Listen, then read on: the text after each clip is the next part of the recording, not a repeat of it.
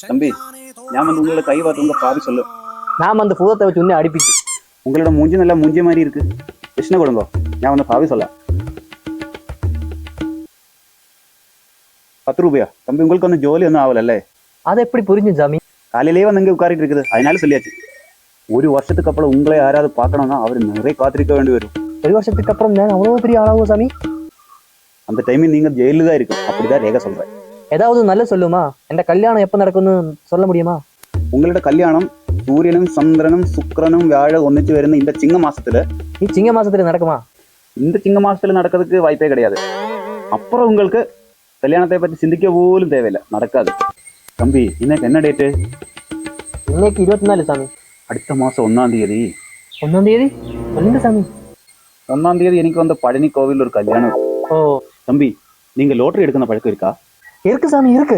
நீங்க தேவையில்லாம பைசா செலவு பண்ணாது, உங்களுக்கு அடிக்க மாட்டேன். ஆனா 35வது வயசுக்கு அப்புறம் உங்களுக்கு 35வது வயசுக்கு அப்புறம் என்ன சாமி? சொல்லு சாமி. என்னென்ன வியாதி இருக்கு எல்லாமே உங்களுக்கு வந்து. எது யாரு சாமி? கொஞ்சம் அங்க பாரு. யார் அது? அவ தும்பக தானே அம்பி லம்பானோ